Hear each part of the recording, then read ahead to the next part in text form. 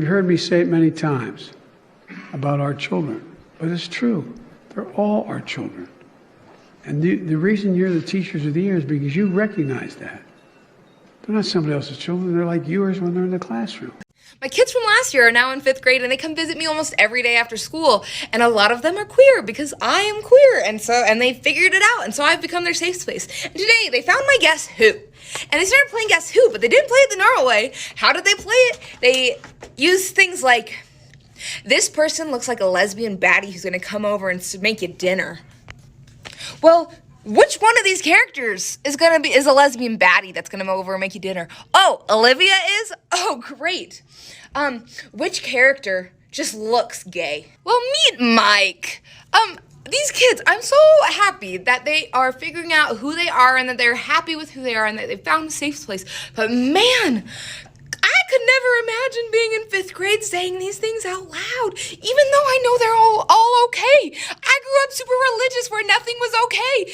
And so seeing this happen, I'm like, but I'm also like, yay, but All right, guys, so as you just saw there, that is Joe Biden telling America that when kids are in the classroom, they belong to the teachers. But the problem is that these teachers are woke. For example, that teacher that you just saw at the beginning of this video, basically explaining how because she's queer, her queerness has rubbed off on her 5th grade students, okay? And then she goes to talk about how she uses this game that she has in class in order to indoctrinate those kids and to push her gender/sexual ideology on children, okay? I mean, this is stuff that I talk about all the time, okay?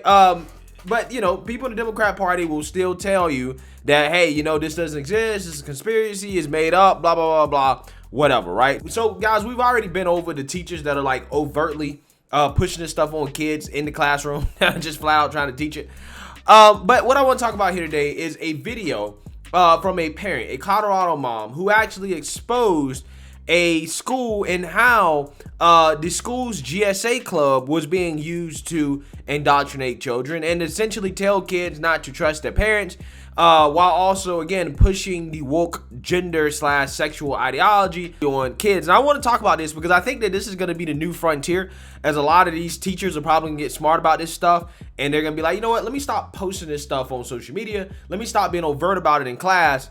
Let's start pushing this stuff through these clubs, right? These after school clubs that these kids can be a part of. So without further ado, I want to go ahead and play this clip of this parent talking about her situation in which this ideology was pushed on kids through this GSA club. Take a look. And one day her trusted art and homeroom teacher invited her to stay after school for art club. So she texted us and we gave our permission. Of course you can stay for art club. When she arrived in the classroom that day, she very quickly learned that it was actually GSA art club, or gender and sexuality awareness. And her trusted teacher had invited in an outside presenter to speak with the children. This presenter started with her #1 rule: what you hear in here stays in here. She then brought out flags to describe different umbrella terms or defining words, as she called them, and how people feel under each of the flags. She explained to my daughter that if she is not 100% comfortable in her female body, then she's transgender. She then gave out flags, stickers, bracelets, and what she called the obligatory toys that kids love to collect everywhere I go. She then told the kids that parents aren't safe, and that it's okay to lie to them about where they are in order to attend this meeting and also future programming that she holds throughout the community, both online and in person. Some of the programming is actually includes adults. So she's got 12-year-olds in these meetings secretly with adults. She told the kids that she brought out the genderbread activity. I don't know if you've ever seen that before, but I have. The genderbread person activity, which explains that gender and sexuality are on a spectrum and that neither can ever be binary. It explicitly asked the kids who they're sexually attracted to. There was 11, 12, and 13-year-olds in the room when this happened. She doubled down that parents aren't safe, that heterosexuality and monogamy are not normal. And she then proceeded to hand out her personal contact information to the kids, encouraging them to connect with her without their parents' knowledge, by cell phone, by email, and by teen chat platforms like WhatsApp and Discord. where parents can't see the communication. She also sends them invites to her secret meetings through these channels. Yeah, so each and every time I hear one of these stories about like the GSA club, it's always the same themes, right? It's always lack of transparency. Okay, these teachers pushing these kids into these clubs. They don't really know what the club is about. They're just, hey, come join this club, right? In this case, it's the art club, right? But when you actually join, rainbow art takes a whole different meaning. Okay, it's not really funny to laugh at. It's not funny. It's an effed up situation. But I'm just saying, right? The kids find out that the club ain't just about, art. Okay, it's about gender and sexuality, right? But once they're in the club, they're in the club, right? If they leave the club, then they might be categorized as homophobic / transphobic. But once they're in the club, again, they're told that, hey, don't tell your parents about this. Okay, keep it secret. Everything that happens here stays here. Everything that is said here stays here. Don't tell anybody. Again, a common theme that you hear every single time you hear one of these stories about these GSA clubs. That story that I did about the drag show that was hosted at a high school or something like that was done through a GSA club. Okay, same thing. Hey, we're going to do this in secret. We're not going to tell parents. We're not going to let parents know. This is just what we're going to do. Right. And they do it. And this is kind of how it works. Right.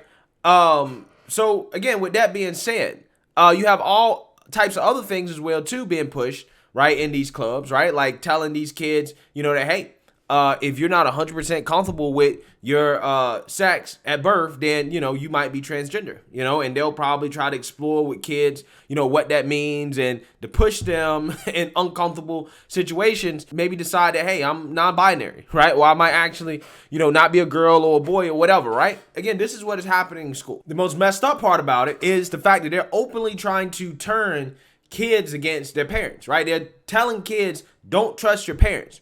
Your parents don't know better than you know, or they don't know better than we know. We're actually your parents, right? And that's why I think it's so messed up when the Democrat Party comes out here and tells, people and these teachers that, no, these are your kids, okay? These are your kids when they get in the classroom. Basically, giving them an open invite to basically teach kids or to say whatever they want to kids, to treat kids however they want to treat them, right? Because they're the parent, okay?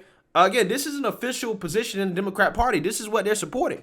Right? And that's the scary thing about it. Okay. And my fear is that these teachers, because they're getting exposed right now, yeah, they're going to stop doing it. Right? They're going to stop doing it overtly in the classroom. But what's going to happen is it's going to be done through clubs like the GSA club.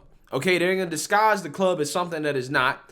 Okay. And then they're going to operate through that, which is why I don't think that these clubs should be allowed. I don't understand why in the world do you have a club in middle school, okay, sometimes even elementary school as well, too, that's about sexuality.